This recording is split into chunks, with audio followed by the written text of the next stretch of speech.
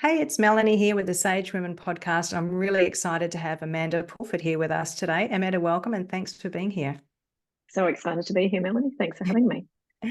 I really enjoyed our pre-chat for this episode and I can't wait for you to share your info. But for people who are listening in today, I just wanted to let them know who you are and give some background. You're experienced in public and private mental health settings, corporate and organisational, as a psychologist. And I see that you've studied cognitive behaviour therapy, acceptance and commitment therapy, which is an awesome therapy, mindfulness-based cognitive therapy, trauma incidence reduction, and a whole bunch of other things. Obviously, with a clinical psychology degree and a master's and a member of the APA, a really broad, deep background. And immediately I'm curious into why the deep dive into psychology. What brought you to that as a career? Thanks, Melanie. Great question too. So for me, I came to psychology as what I call my mid-career crisis. I had been working in the corporate space for a long time, since I was sort of about 18, and had always found myself in roles where I was looking after people. So I ended up by managing teams, leading teams, and that was a really lovely thing about my work, was the investment that I had in people. I hopped around from different professions because I kept thinking I haven't found my profession yet, whether that was marketing, whether that was HR, but I ended up with this people focus. And then, as a rather large shock to myself, I had repressed memories of childhood abuse surface when I was in my late 20s. And through my own journey of seeing a clinical psychologist, getting some amazing help, once I was in a space where things felt a little bit clearer and lighter, it was one of those moments of thinking, if I could do that for someone else, then that would feel like life is complete. So, yeah, I took a huge step at that stage, and studied full time at university for 6 years to get my undergrad and then to get my master's in clinical psychology. And since that time, I've absolutely loved and sort of felt like I found my calling after that mid-career crisis. So this is how I've ended up in clinical psychology. Wow. I'm sorry to hear you had that experience when you were young. And I'm also want to acknowledge your courage in not just turning that into your career, but doing it in midlife or early midlife, third life, I suppose, which is quite a big step for someone to take with an established career or a direction or stability and security. To take 6 years off and go back to study, you must be very passionate about your work. Yeah, sure am, Melanie. And it is like it is a big career change. And certainly, as you say, when I was established in my career beforehand, to take that time out, and certainly with family as well. So yeah, it certainly is a passion. And I think for most people, when they talk to me and see me, so now I do clinical psychology with one day a week. I work with adults who have experienced childhood trauma. And then 3 days a week, I work in the corporate space. And I'm really trying to focus on how we can talk more about trauma in the corporate space, because I think it's something that we've actually sort of denied or pushed away for quite some time, because it is a really big word.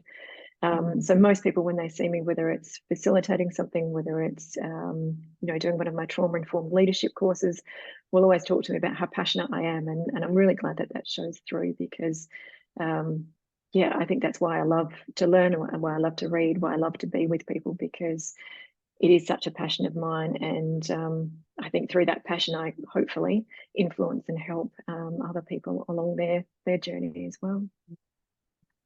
And I guess for people listening, that's what we'll be talking about today, the broad areas. And it's such an important topic because people don't speak up about what's been going on for them. It's too difficult, too painful. And then how can we know? How can we help those people if it's not even spoken about, if it's not understood? And I wonder if we could start, Amanda, by hearing a little bit about your journey through perimenopause, if you're willing to share something about that. Yeah, absolutely, Melanie. It's a ride, isn't it? It's certainly one of those things that for me certainly hit me out of the blue, as in when the symptoms got more severe. In hindsight, being able to look back, I could look at probably 3 or 4 years before that, where I would now say, oh, that was probably the start of perimenopause. But I would say probably about 4 years ago, quite significantly, the symptoms increased. And for me, in that perimenopause journey, I didn't have words. And I think I'm a really curious person, so I read a lot. I knew a lot about my menstrual health, and I knew a lot about hormones and what they did in the body. I had no idea that I'd be hitting perimenopause sort of in my late 40s. I sort of had this idea that, maybe I'd be thinking about that when I get to late 50s, around 60. So yeah, coming out of the blue, it was quite a shock, sort of with everything that sort of started to happen. And for me, having a trauma background as well, there was what it really felt like was a sense of being out of control. So, when your body's doing all of these things, so your brain's changing, your hormones are changing, all of these symptoms are rising. It's not something that we can just, it'd be nice if we could meditate our way out of some of those. It'd be nice if we could exercise our way out of some of those. And while things like that can help, there still was this sense of feeling out of control. And my body was doing these things that I really didn't feel like I had much choice around.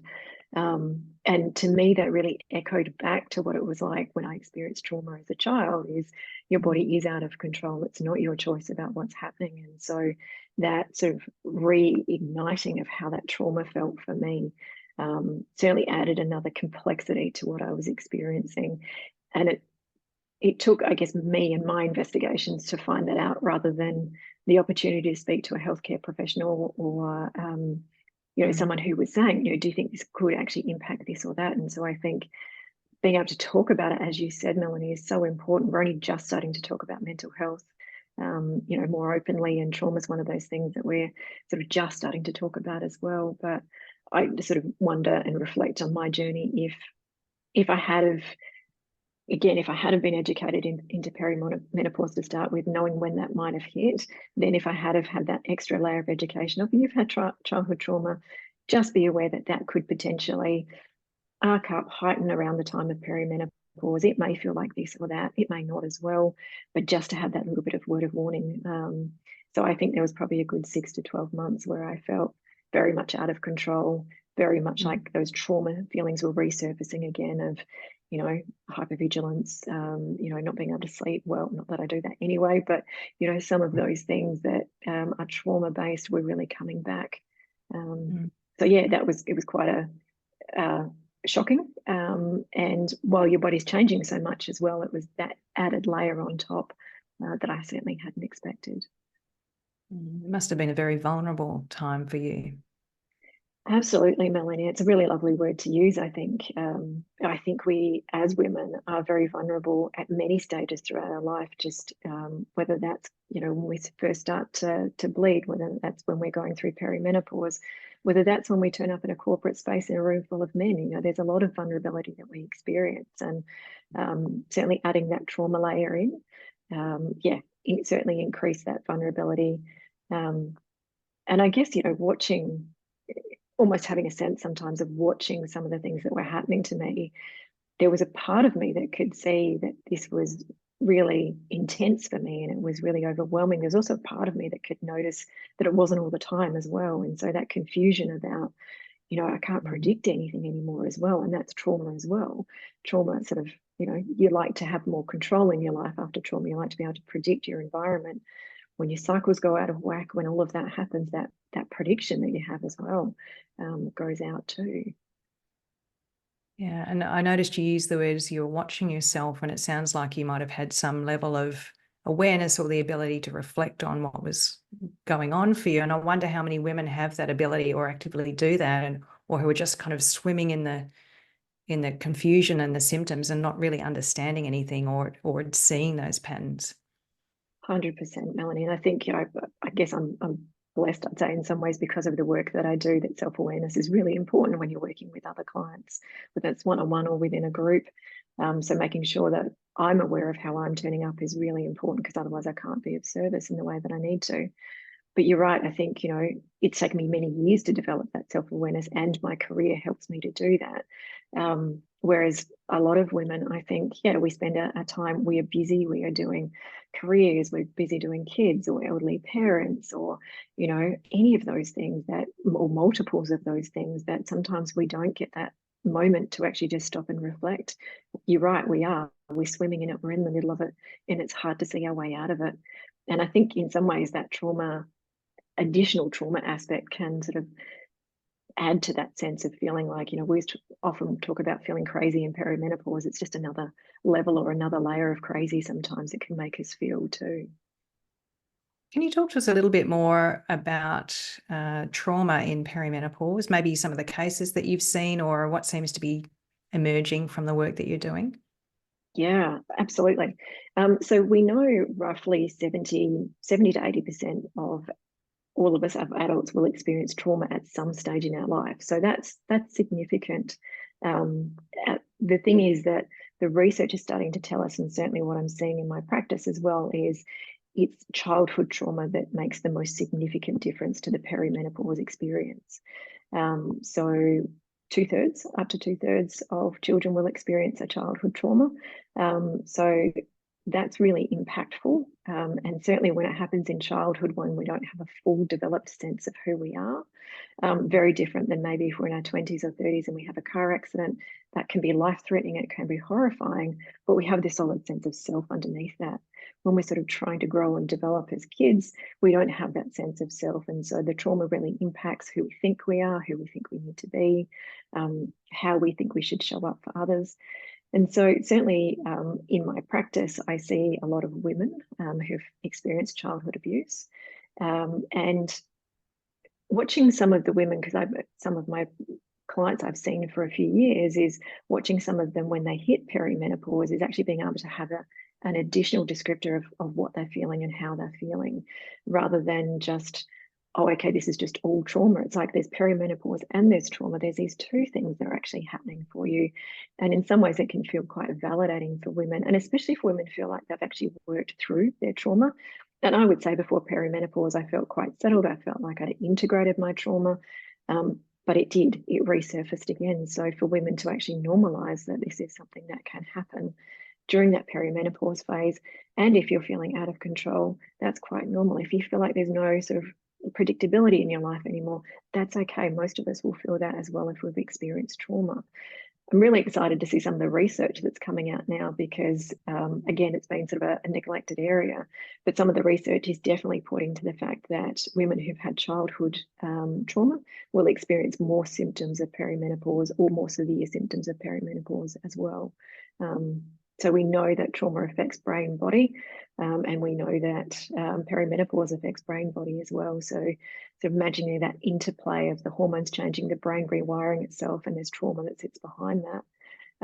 Yeah, it's a really interesting time, but can also feel a very chaotic time as well for women. Mm-hmm.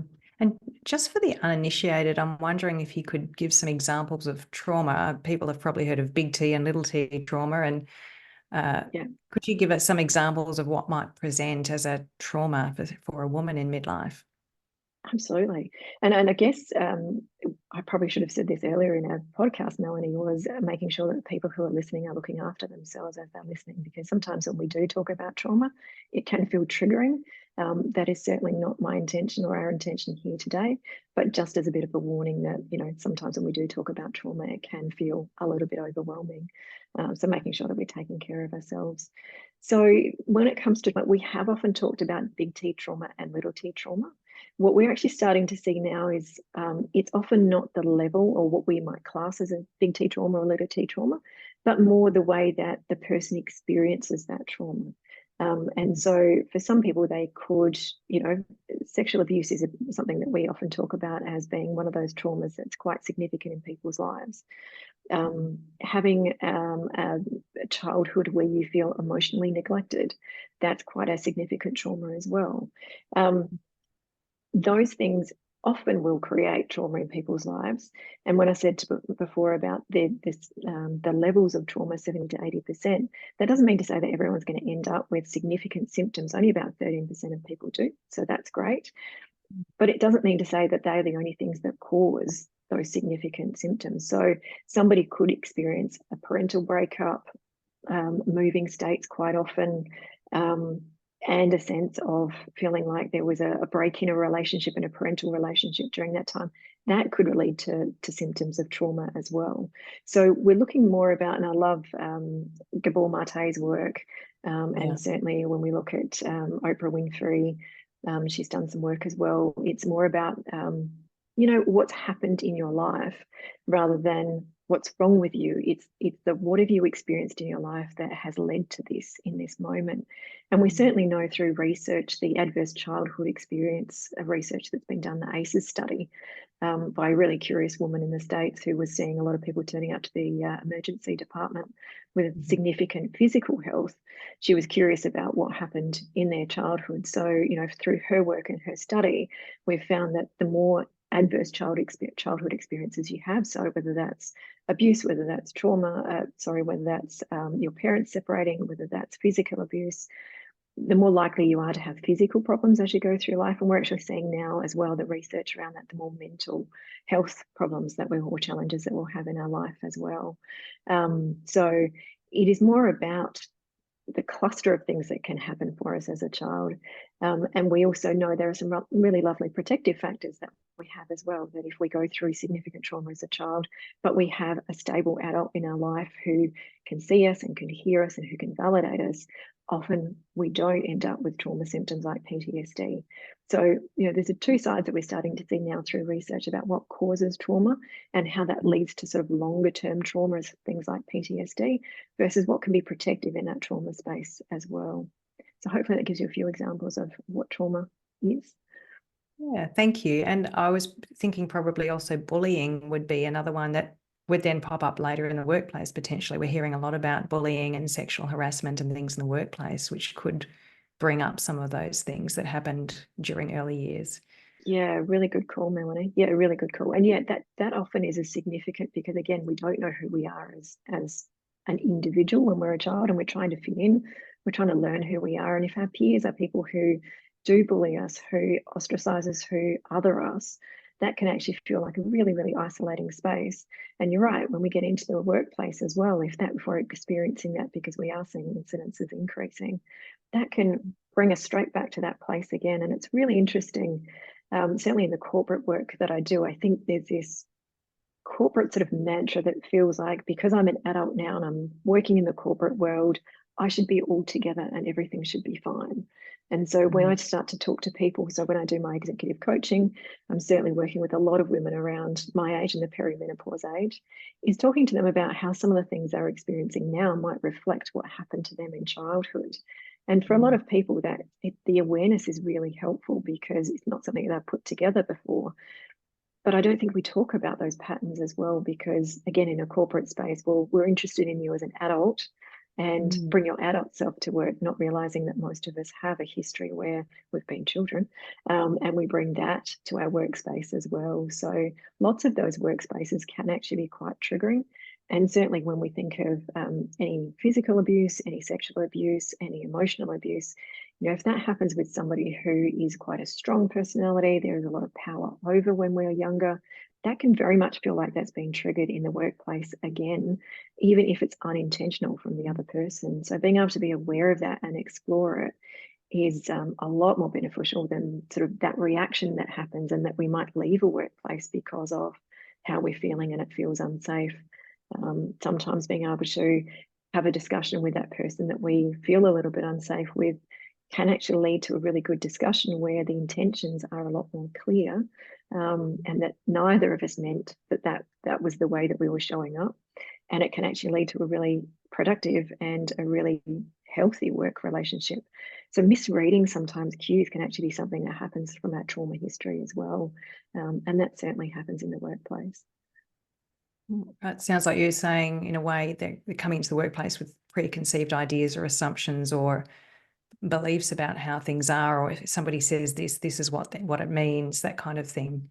Is that right? Yeah, absolutely. Absolutely. And I think even that sense of, if we're a child and we're being bullied, that feels really very triggering. And certainly our sympathetic nervous system is going to react to that.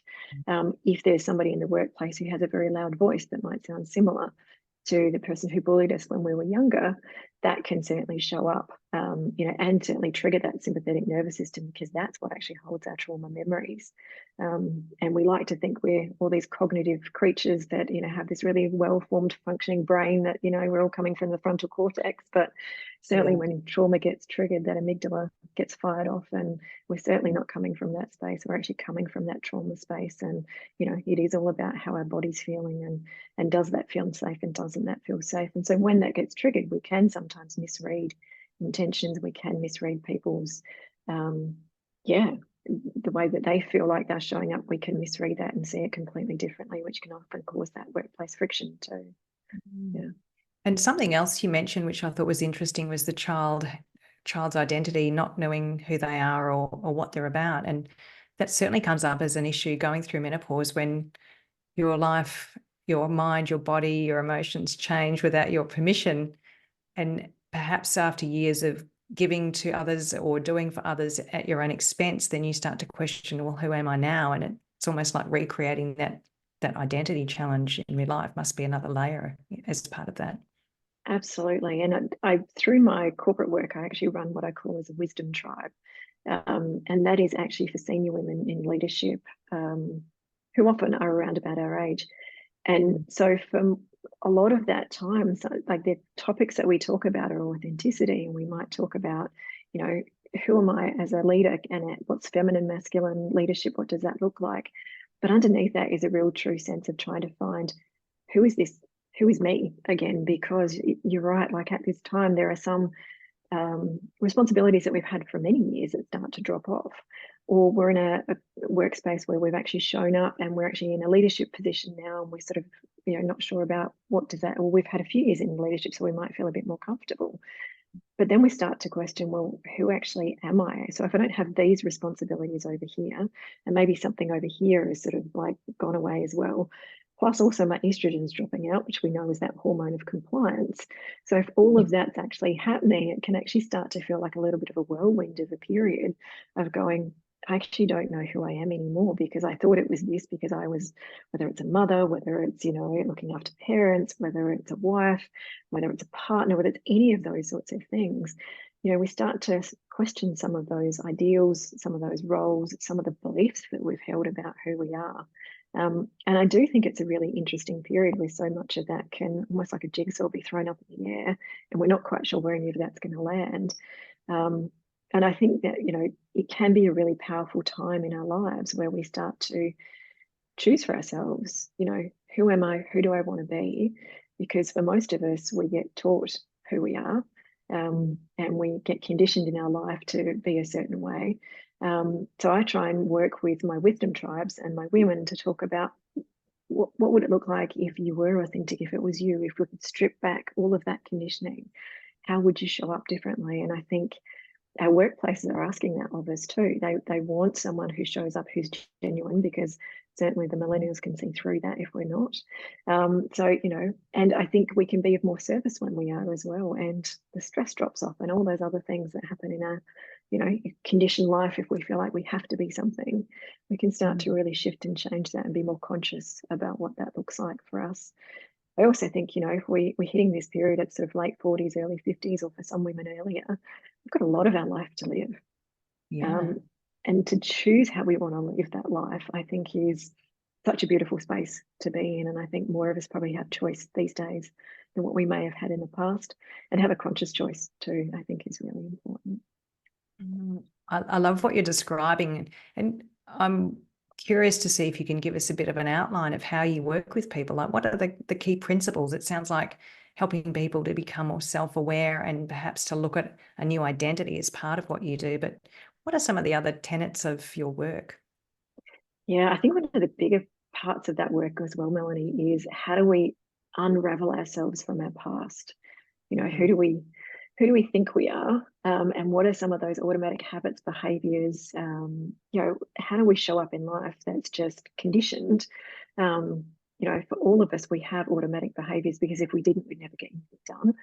So how do we unravel ourselves from that to then make a conscious choice about who I'm going to be? And I think it is a powerful time in perimenopause to do that. I also think it can be a very scary time to do that, because if you've got mental health that you've never had before, it can feel like there's so much in your life that's out of control. So why would I start to question who I am? Because it's just going to be another thing that's out of control or doesn't feel safe or secure. But I also think, I have that wonderful saying, if not now, when? If we don't do this, when will we do that? When will we start to change? So I often look at unraveling the past. And so that's often where trauma will surface, even if people haven't labeled it as trauma in their life too. And we look at that sense of who do we want to be? What is important to you? What are your values? What do you hold dear? And if you've got to choose, how you lived your life every day, what would be the things you fill it up with? And so we can do that through questionnaires and those sorts of things, but often just talking to people about passion points, often passion points in their career as well. When's a day where you felt absolutely joyful and you felt like you've made a difference and you've got home and you couldn't stop talking about it? What was in that day? What was lovely about that? And so we can start to look at some of those values too. And I think with some of the stats too that are showing that women leaving the workforce around this time of life, I think there is so much opportunity that we have in a corporate space to talk to women about what will help you stay here. What do we need to do differently? Because there is so much knowledge that you've got, there is so much wisdom you have. That would be a loss, from an organisational perspective, but also just from a workforce perspective with women retiring 6, 7 years earlier. How can we keep women in a space where they feel valued, where all the symptoms of perimenopause are welcomed, and that they don't feel like they have to perform maybe the way they used to, or that's okay to question who they are, but bring the gifts that they have too. So how do we be of value that feels right too? Yeah. Very interesting. I see Gen X as very much a stiff upper lip generation, soldier on and get on with it, and that's our conditioning. And that makes it hard to open up and talk to people, doesn't it? But there is a real opportunity, as you say, by working through something that feels difficult or would take some courage to say, well, how would I like to spend the rest of my life? What does my next 40 years look like, perhaps, or 50 years? That's a long time. It is a long time, isn't it, when you say that, Melanie? I love to say, I just turned 50 last year, and so I think I'm in my midlife, which is lovely to say. And so it is a long time, and I think that's what really got me thinking during perimenopause is about what do I really want to do? And yes, how do I want to spend those next 50 years of my life? And I'm lucky I'm in a profession where I probably won't see myself retiring at a certain age. It might just mean that I start to drop off work. I have a sort of more of a quieter sort of balanced life. So I love the fact that I can get to choose some of those things as well. But you're right, there is such a space that we've grown up in as Gen Xers is that, yeah, we have to just soldier on, and let alone being women, and being told that, we just have to put up with it. And I think that's what got me really passionate too about talking about perimenopause in the work that I do as well, is that no one was talking about it. And I know when I was first out of university and first in my practice, I had a woman who came to see me who'd never experienced anxiety in her life. And she was experiencing this just debilitating anxiety. And I had no training during university, sadly. I had this inkling when I was sitting with this woman that it was something about her hormones and it was about her time of life. So I went off and tried to do lots of research to try and help her out. But unfortunately, there wasn't much research out about that as well. And so the fact that we don't have the training when it comes to university studies, the fact that, GPs, which I think is fabulous now, we're starting to talk about it when we're in our session with our GPs, but because it's all been so hush-hush, feels like we've had to keep quiet and soldier on and push through. And I think that echoes back to a lot of conditioning or a lot of messages that we've got. Certainly, I know when I first went through my first period, you didn't really talk about it. No one actually discussed it. No one actually, and if you've got awful periods, if you've got heavy periods, if you've got painful periods, oh well, that just happens. And so I think if we get to perimenopause and it feels the same, that, until we start talking about it, and probably most of my friends now know that I will always bring that up as a topic of conversation, but I think I've also helped a lot of my friends to start to talk about it and start to realise what's going on for them as well, and start to ask questions when they're in their GP appointments too about what's available, what can help me too. And some women don't go to the doctor too, which is a gap. And that's why I think the work that you're doing and others in the corporate space is so important. I mean, my mum had her first period in 1947 and she thought she was bleeding to death because she had no education about puberty. And 76 years later, we have women that have no idea what to expect in menopause, when it's going to happen, what the impact's going to be. And it's so great that we're having a Senate inquiry into the impacts of menopause and perimenopause on all aspects of life. But yeah, we need to catch up. So the work that you're doing in the corporate space is so important, because that's perhaps for some women the only way they might start to understand and reflect on what's happening to their bodies and minds at this time. Yeah, it's a great point, Melanie, because I think, yeah, however we can access that information is really important. And I do think, certainly with some of the work I have done in the corporate space, when I'm either facilitating a group of women, or it could be men and women, I do a lot of leadership development courses, I'll proudly say, look, I used to be really good at remembering people's names. Not so much. I'm in the middle of perimenopause at the moment. Everyone has a bit of a laugh, but it also opens up that sense of, we can start to talk about this and start to talk about the impact it has on us. And then other women I start to feel are starting to sort of open up in that space as well, or at least can say, yeah, me too as well. My brain's shot today. I can't remember anything. So I think it gives us the permission to be able to talk about it. I also think, with that stiff upper lip that you were talking about too as well, Melanie, I think, that there's also women who don't experience symptoms. And I think that's fabulous. Wouldn't it be great to be one of those? Yes. Also giving them an appreciation of what it's like for women who do experience symptoms. So Mm. within, as women, we need to understand that there are lots of people on different sort of ends of the spectrum, or some people that sort of have different parts of the spectrum as well. And being able to appreciate what that's like for each other so that we can support each other through it as well is so important. Yeah, I totally agree. That I hear that 20% of women have no symptoms. I'm going, wow, lucky them. But if only Yeah. there were a higher percentage. I mean, there are so many things we can do with lifestyle interventions and medications and things to reduce symptoms, if only we know. But of course, as you're saying, the psychological aspect is so important. I mean, we know that stress is a driver of inflammation and worsening of symptoms. And if that's something hidden, not revealed, it really needs to be attended to. And Yeah. just speaking of that, actually thinking of the work that you're doing, what sorts of outcomes, positive results, impacts are you seeing in the workplace when women do become aware, when they do unravel the past, when they do see what they've been through as an opportunity to grow, when they do find the courage to form a new identity and create a new future for themselves? What are the outcomes you're seeing? I see such lovely outcomes, Melanie, and such a flourishing of women, and really seeing women stand in their own confidence, even at a time where everything can feel so out of control. Um, so watching women who, certainly through some of my work, who will actually ask about equal pay. And it's, that confidence in themselves to actually go, okay, I'm not just going to put up with this, but I also have a band of women around me who are going to support me through this as well. Or women who will actually go for a promotion, even if they're feeling a little bit wobbly in life. Okay, I still have something to offer and I still have gifts here, even though I may not be feeling like I'm at the top of my game. And I think even that sort of educational piece, when we can start to tell women, look, even if you're experiencing brain fog, it's awful, it's horrible.